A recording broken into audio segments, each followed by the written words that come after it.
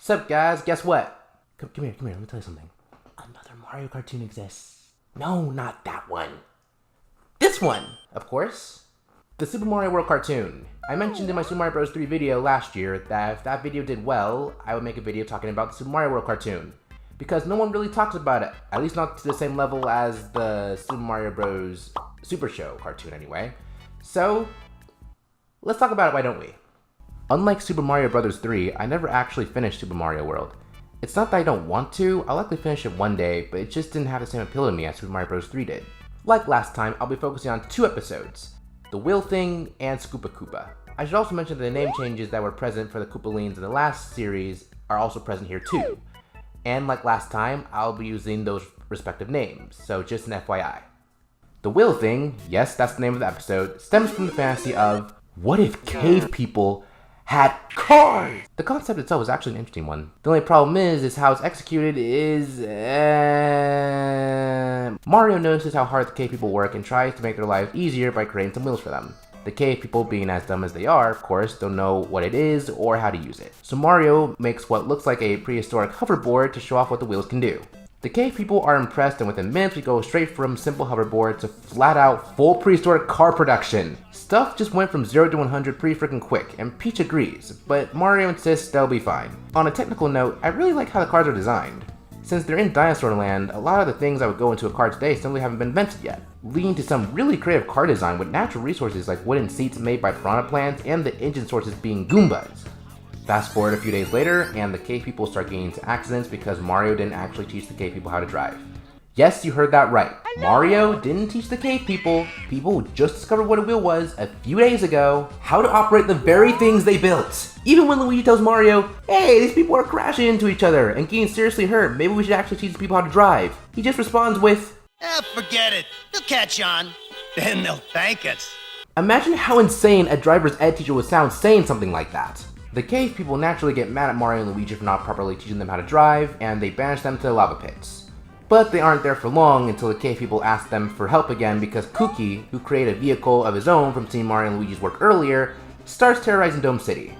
They combat Cookie by dumping tree logs all across the road and by digging potholes, and his plan falls apart pretty quick. Also, it's pretty convenient how quick Mario and Luigi were able to teach the cave people how to drive considering their low IQ level. Dome City is saved, and Mario tells Luigi that maybe they should forget this wheel thing for a couple of years. This episode was good in the fact that it puts a prehistoric spin on something as basic as cars, but there's only one problem.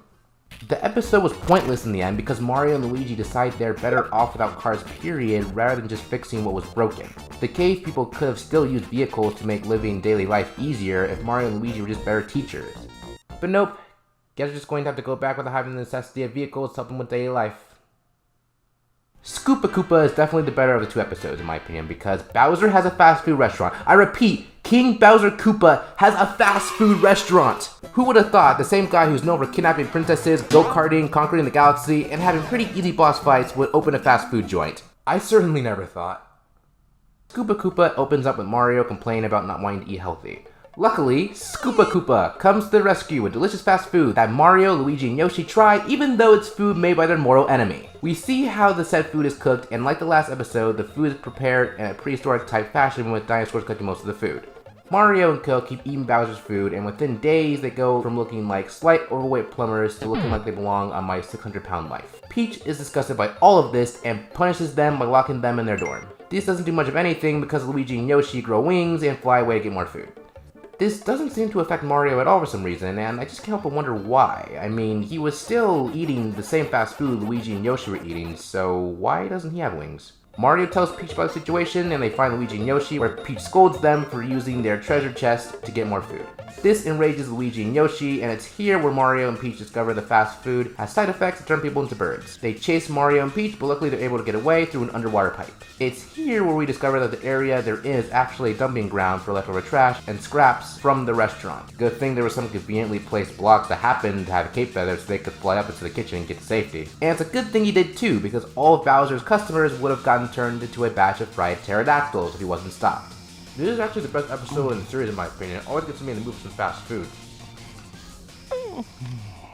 So with those 2 episodes out of the way, I think now it's time for me to talk about the 2 new characters that were added to this show, Yoshi and Oogtar.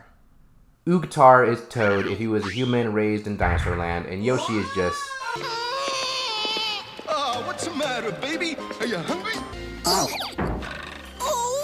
Chagumba, Yoshi fall.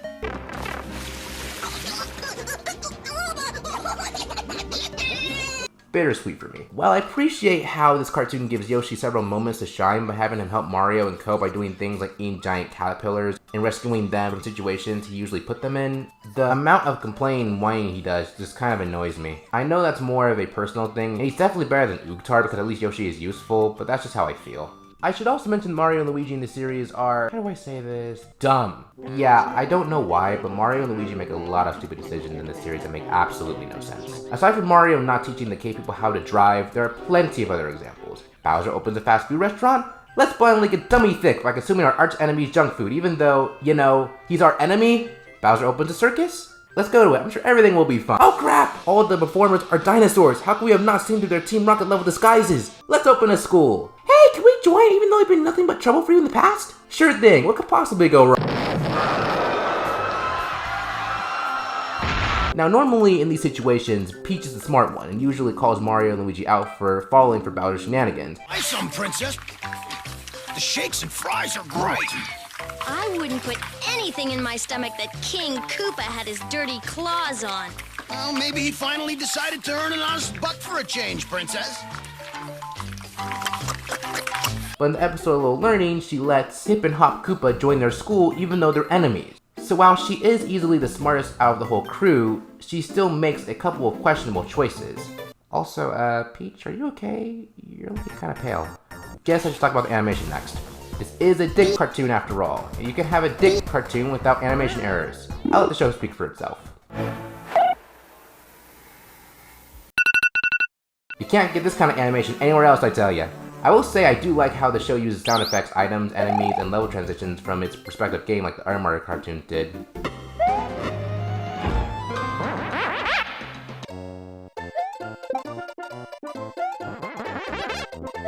The memes that have come out of this show are also pretty cool, albeit a bit overrated if you ask me. Scoopa Koopa is a much better episode than Mama Luigi, by the way. I'm gonna give this show 6.5 Scoopa sauces out of 10.